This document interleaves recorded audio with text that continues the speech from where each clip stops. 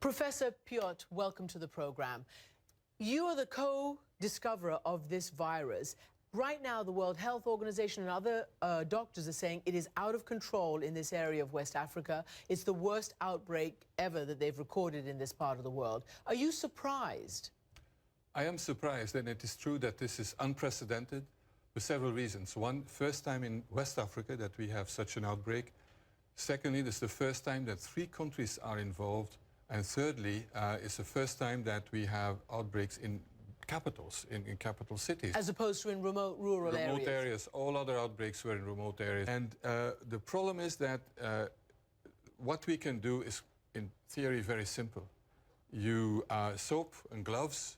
That's what you need. You don't reuse injections, syringes. Which is obvious. All is obvious. So you're saying very basic sanitary measures can control this? Absolutely. These are outbreaks. This is an epidemic of dysfunctional health systems, because who dies first?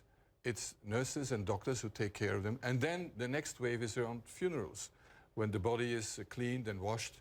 And these bodies from someone who dies from Ebola are full of virus. So there's this vicious cycle, if you like. Exactly. And then we have also the fear of the virus, and the lack of trust in government, in the health system, is as bad as the actual virus. What does out of control mean to you and me, to the people who are living here in West Africa? Well, first of all, when I see these figures, every day there are new infections, new deaths, meaning that this epidemic is still alive and well and spreading. That's one thing. Secondly, because it's also happening in urban populations, isolating the patient, finding the contacts is far more difficult than when you're in a remote rural area where everybody knows each other and where the community leaders also can help.